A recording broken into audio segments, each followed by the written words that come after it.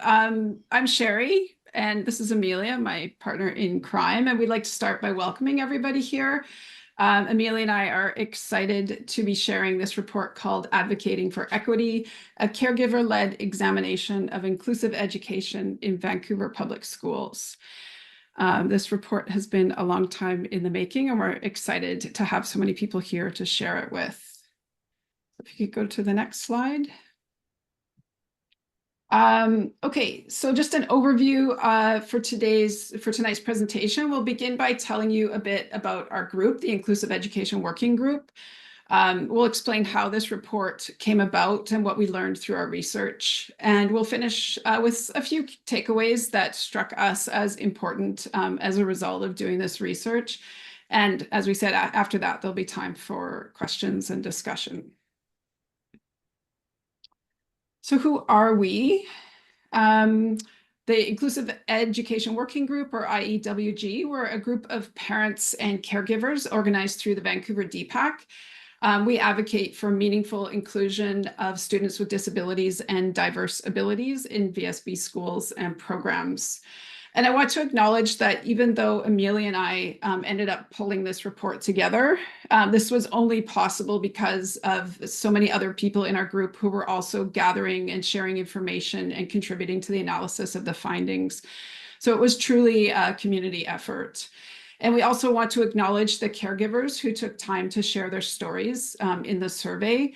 These stories are the real truth of the report, and it's important to us that we honor these stories by sharing them. And doing justice to the kids whose lives these stories represent. So next, yeah. So I thought we'd begin with one of those stories that was shared in the survey. This is from a survey response from a caregiver of a child who has autism, dysgraphia, and ADHD.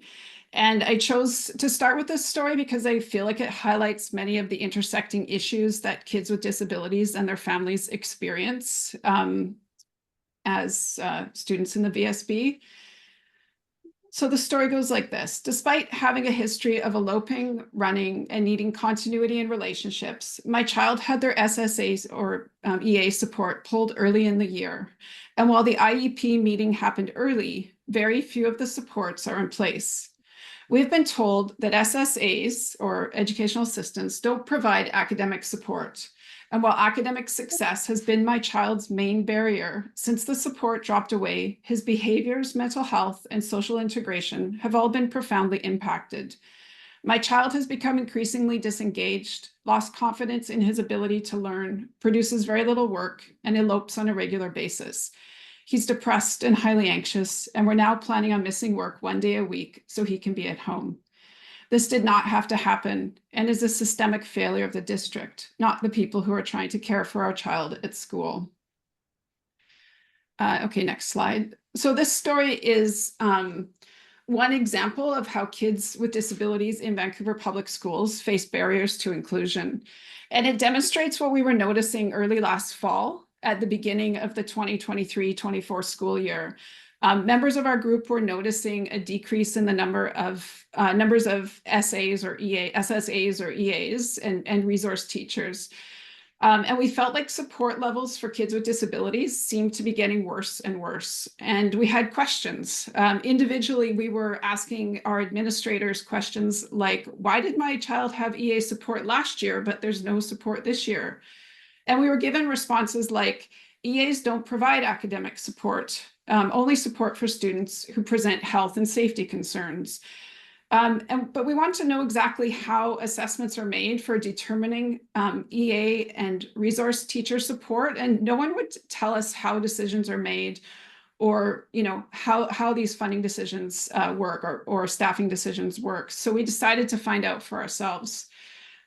We searched for information on publicly available websites and issued FOI requests to access data that the VSB did not share publicly. And from this, we were able to build a picture of how much financial support is allocated to the inclusion of diverse learners. And we could see where that financial trend was headed. We were also able to piece together how many EAs there are in Vancouver public schools, how the number of EAs is distributed, and what these numbers look like year over year. and also how this compares with other nearby districts. We also want to know what other caregivers of learners with disabilities had to say about the support that their kids were receiving. So we created a survey, and that was circulated through DPAC, and we had 43 responses. And while almost all of the respondents expressed dissatisfaction with the levels of support their children were receiving, their experiences and the barriers that their kids faced were very different from one another. So we shared our findings from both the survey and the funding and staffing data with trustees during budget season last year, but it seemed to have little impact on the way budget decisions were made. And that's why we decided to put all this information together into a report.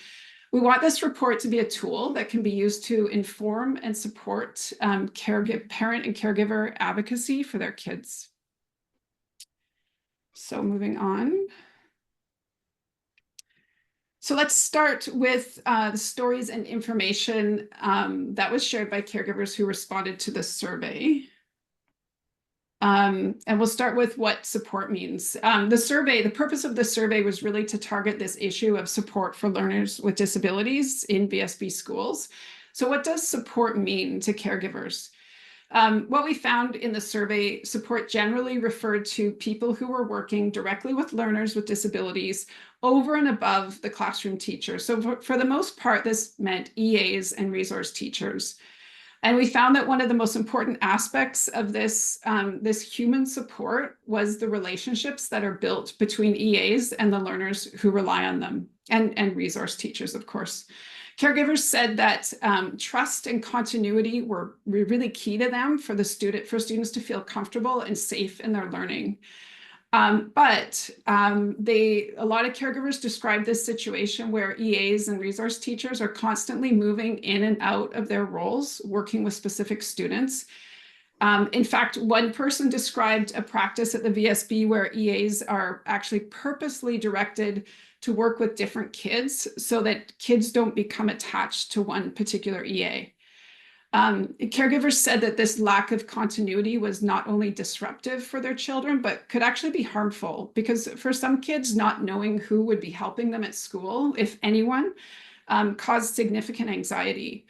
And there was another role that EAs play in the lives of students with disabilities, and that's the role of advocate.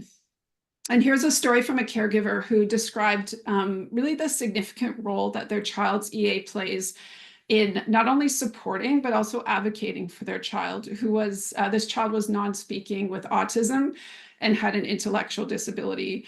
And this child required one-on-one support. So the parents said, in the first 3 weeks of school, that support position changed 3 times, including the classroom teacher, which made a very difficult and confusing start to the year. Because there was no specific assigned support for those first weeks, which meant no specific advocate for his needs, my child was left without a chair and a desk for 1 week, sitting on the floor while peers sat in desks and given a closet to regulate in. He did not have access to his specific toileting equipment for the first 2 weeks. In the first 3 weeks of school, my child was left without autonomy, dignity, and equity. Okay, next one. So the impacts of not having this human support in place are significant. For many kids, they just end up coping alone. And the challenges they faced might be invisible to most people in the district, particularly those in a decision-making capacity. Many are at risk of falling behind in their learning. And parents and caregivers reported like a number of impacts that they witnessed outside of school. Many of these undersupported kids experience stress, anxiety, loss of confidence, low self-esteem, which might only be visible to close family members. So if you read through the report, you'll see that there's many different ways that unsupported kids are structurally excluded. And of course, we don't have time to go over all of them. But here's an example of a child who lacks support at school, is socially excluded, and ends up believing that he is the one to blame. And you can see how this impacts his self-esteem. This child has autism and ADHD. So the caregiver's story is, our child has no extra support at school. He's not able to participate in many activities and is being punished instead for his behaviors, i.e. at recess, social issues escalate, and he spends his time in the office. He comes home thinking everyone believes he's a bad kid, instead of a kid that just needs a bit of extra support and help. His teacher has been amazing, but it's too much on her. Okay, next. We also learned that from the survey that when learners with disabilities are unsupported, it can negatively impact the whole family. And families are left to carry this burden of waiting support. They may have to make up for gaps in learning by providing extra academic support. They have to support their kids emotionally because of daily experiences with exclusion. And we also learned that a number of families are being stretched financially by having to pay out of pocket for private tutoring and professional services, pulling their kid out of public school and sending them to, costly private schools, or keeping their kid at home because of the barriers they face at school. And this can be a huge burden on family incomes and on career prospects for primary caregivers.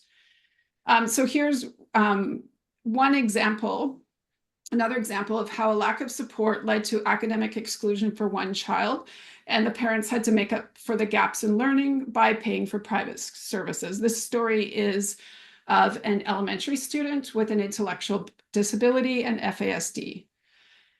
Supports for our child have been steadily reduced. She is left alone with, quote, math that is too hard for me, because the classroom and resource teachers do not have time to prepare and properly and provide appropriately modified materials. There's only one SSA for the entire school, stretched too thin. We're forced to pay out of pocket for tutoring to address basic foundational numeracy skills for our daughter. So a lot of people who responded to the survey wanted to know what is going on financially at the VSB that has resulted in such poor levels of support for these students. And that's where Amelia's work comes in. So I'm going to pass it over to Amelia, and you can show us some of the financial data. Thanks, Sherry. Yeah, absolutely. My way in terms of my own experience of not one of my children not receiving support that they needed was to try to answer that question, like, where is all the funding going? What is happening with staffing, and why are things the way they are, essentially? And so that sort of kicked off for me a pretty lengthy journey in connecting with the IEWG and other members of the group who are also seeking this information. And so together we really wanted to understand, whether the funding data and the staffing records were kind of telling the same story and demonstrating what we were observing in terms of declining support. I'd say it's not easy information to find. We had to use quite a variety of methods to really understand what was happening in terms of studying budget documents, downloading open data information to make year-on-year comparisons across districts, making freedom of information requests, as Sherry mentioned. But really what our goal was to try to understand VSB's inclusive education sort of funding approach and the staffing that was resulting in. So I'm going to start, I guess, sort of at the beginning in terms of trying to sort of understand the funding that goes to inclusive education, where it comes from, and sort of approximately how it's calculated and who it is supporting. So many of you probably know that diverse learners come from a range of different sort of needs, and those are sort of allocated into this system of designations that the province has defined. So VSB has in 23-24 had 6,288 students with diverse abilities, and they had this range of different designations. Now, within the broader sort of group of diverse learners, there is a sort of subset of designations that are considered low incidence that attract a higher level of grant funding. And so of those 6,000 plus VSB students, approximately 3,000 of those have the supplemental grant funding as well. And just to explain these funding categories, there's the basic allocation, and that's an amount, this $8,625, that the district receives for every single student who attends. So that is one big component of the funding that comes to school districts, is just this per student funding amount. And not very many people realise, but that basic allocation does also include funds that are intended to support inclusive education for diverse learners, things like counselling, speech pathology, learning assistance. The basic allocation does include funds that are intended to provide that as well. But the bulk of the inclusive education budget comes from this supplemental grant funding. And so these are per student amounts for those low incidence designations that are funded at this level 1, level 2, and level 3. So those 3,242 students with those designations make up a significant proportion of that inclusive education budget amount. And more than 80% of those low incidence students are in this level 2 category, funded at about $23,000 per student. And so just to give you a sense of the scale that those grants amount to, the basic grant for the 6,000 students who are diverse learners amounts to about 54 million, or did in 23-24. And then the supplemental funding amounted to an additional $70 million. And then VSB's inclusive education budget falls sort of in between the total of those two numbers at about $96 million is what they spent in 2023-24. Now, it's important to note that the inclusive education budget, funds the majority of the learning support programs and services in the district. And so it is supporting those 6,000 plus students with diverse abilities, but it's also supporting any student who needs support but isn't designated. And so it's funding support for students, well over and above just those diverse abilities numbers, and certainly above the low incidence designations. And so, we do expect the inclusive education budget should be larger than, the supplemental grant funding or basic allocation just for those low incidence students. It should be sufficient to support the needs of, the number of students who need support in the district. So I'm going to show you a bunch of graphs now and hopefully do a good job of describing them. But essentially what we wanted to do was compare the provincial grant amounts that were being provided for those level 1, 2, and 3 students with VSB's inclusive education budget year on year, sort of look at that through time and look at how it was changing. So in this graph, the bars, the purple bars, they represent the axis on the left. So they're talking about dollar values. And then the red line is measured by the axis on the right. It's talking about percentages. So the light purple bar shows the total provincial grant for level 1, 2, and 3 students. So the total funding that the district receives for those low incidence students. And then the dark purple shows VSB's annual spending in total on inclusive education. So what those purple bars show is a trend that, both VSB's inclusive education budget and the provincial grants have increased over time.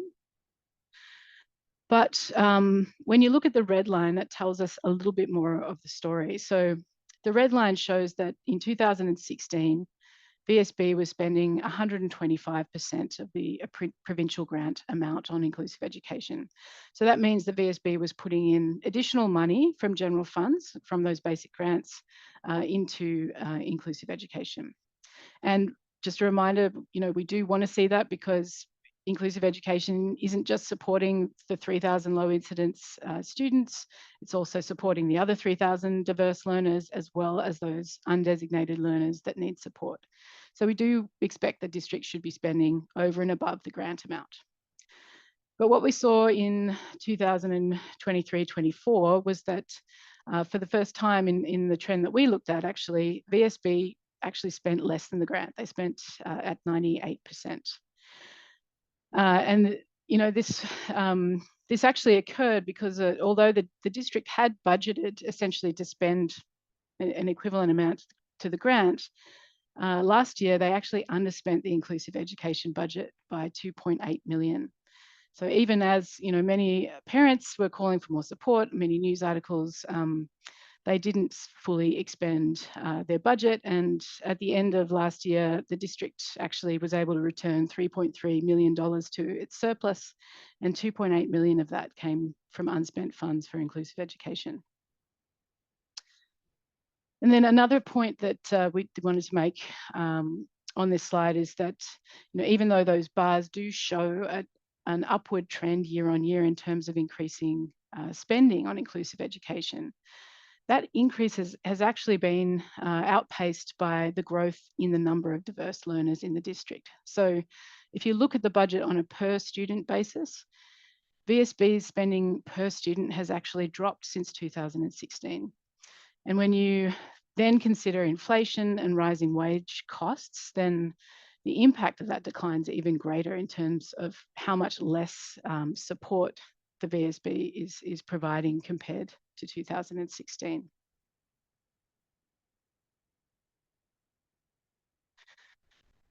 And so we wanted to, also look at these trends in other districts to understand if the trends were the same, is VSB essentially just doing what every other district is doing around us. But based on the comparisons that we looked at, it did seem that VSB was spending significantly less on a per student basis than other nearby districts. And if you compare Vancouver to North Vancouver, for example, it's a very substantial difference when you add up the per student amount. So essentially, if VSB was spending an equivalent amount to North Vancouver, the budget would be almost $20 million higher, which would be enough to hire a couple of hundred more teachers or several hundred more EAs. So it is a significant impact.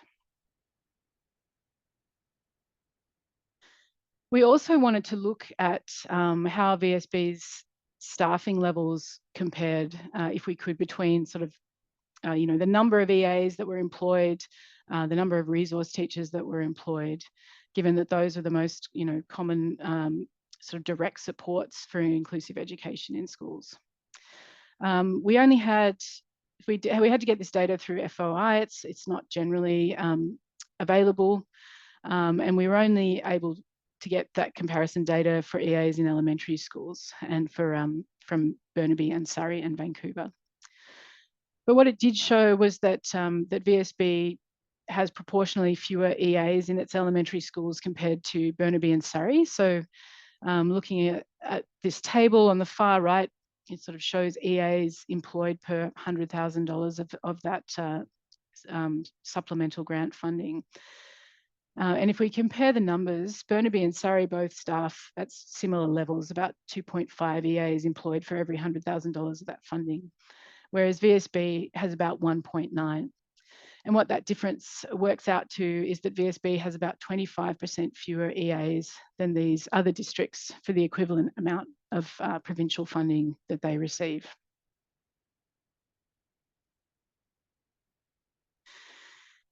And when we looked at also how EAs were allocated across all the VSB elementary schools, we did see that, yes, the trend does follow that there's increasing staffing with the number of, level 1, 2, and 3 funded children in those schools.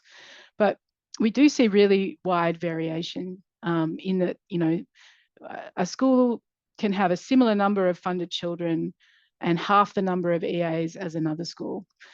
And while we also do understand the individual needs of students can vary really greatly, but there's really a lack of transparency as to how those staffing decisions are made and how those allocations occur.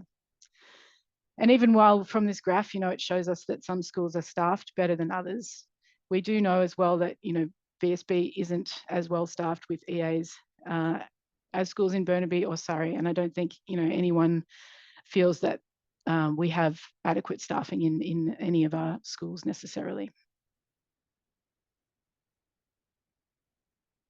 We also wanted to understand more about what was happening with resource teacher staffing. we had heard and experienced as parents about the issue of resource teachers being pulled to cover teacher absences. It's called failures to fill. It was raised in the media as well and by the unions. And essentially what it is that, when there's a teacher absent and the district can't find a substitute teacher, they pull from their non-enrolling staff. So that includes resource teachers. It also includes librarians and admin. But commonly they pull resource teachers in to cover classes when they can't find a substitute or a TTOC. And when we looked at how Vancouver's spending on substitutes compared to all the other school districts in the province, we could see that they spend a comparatively low proportion on substitutes compared to most other districts. And it continues to be a small sort of budget, a smaller budget item compared to other districts. And we assume that that is one of the reasons why resource teachers are so frequently pulled from supporting students to covering classes. We also realised, through looking at the numbers in terms of the change through time and the number of funded students compared to the information we could find on staffing, that, so the need for support was growing at a faster rate than the staffing. So when we look at this graph here, the orange line shows that we've had a fairly steady increase in the number of just level 1, 2, and 3 funded students, but the same trend exists for students with diverse abilities across the board. But the change in district SSAs and the change in inclusive education research teachers has been much flatter. And so what this suggests is that teachers and EAs are really being stretched thin to support a growing number of students. And for EAs, we know that the district does use some ratios to plan in terms of its budgeting, and it's sort of to estimate how many EAs they need to hire. From what we could gather, they seem to be short by about 150 or so relative to that planning. And then in terms of resource teachers, the number of resource teachers is defined in the collective agreement language, and it's sort of one resource teacher to 232 students in the overall school population. So basically in the 50,000 students that VSB has. And so there hasn't been any need to increase the number of resource teachers because the district's overall population has remained pretty flat or pretty close to 50,000 for the last few years, whereas the number of designated students has increased. But because the resource teachers ratios aren't tied to that increasing student population, they haven't been compelled to increase the number of resource teachers. So that means that the case loads are growing for the resource teachers, but still we just have the same pool of resource teachers managing those increasing caseloads. And so what we drew from all this really is that as supports declined and as staffing has been spread thin, it's really instructional support in particular that's been impacted. And that's partly because, EAs who did provide instructional support previously, they've always been prioritised to support medical, personal care and sort of safety and behaviour needs. And instruction was sort of the fourth priority, but given how stretched everything is, instruction is just something that clearly they've wanted to redirect EAs away from providing instructional support. And then, as I mentioned, with resource teacher caseloads growing without that added staffing, well, I mean, that's going to mean that resource teachers have less time to spend working with students directly. And then on top of that, when they're pulled to cover classes, instead of being able to find substitute teachers, well, then of course they're pulled away from those regular duties. And then I guess the last point I'll make here is just that, we also keep sort of track on graduation rates for students with diverse abilities, and VSB had an increasing trend in graduation rates for quite a long period of time, and have exceeded the provincial average for graduation rates. But in the last 2 years, the rates sort of declined or flattened. And so You know, if that trend continues as a result of this decreasing support, well, that's obviously a really significant concern as well. So I'll leave it there and pass back to Sherry. So we had, a lot of recommendations and a lot of things that we would, like to change. But I thought maybe we could just highlight a couple of things here. One is, one thing that we learned from parents and that was reinforced in the survey, and that is that human supports are essential supports. I think a lot of us, a lot of caregivers and parents are told, your child just needs to self-advocate more, or your child, their needs are academic and they don't need EA support because EAs don't do that. I think a lot of us have been told that universal design for learning is kind of the solution to our kids' learning needs. And I think what we found is that parents and caregivers, they know that what their kids need are human supports. So human supports are essential supports, and the current staffing levels are not adequate. And obviously the district needs to be doing better to prioritize learners with disabilities, and both financially and in their hiring practices, because that's what's coming through to us with the unspent budget, is that not enough people, one of the reasons may be that not enough people are, not enough hiring is happening for one reason or another, or they're having trouble with retention.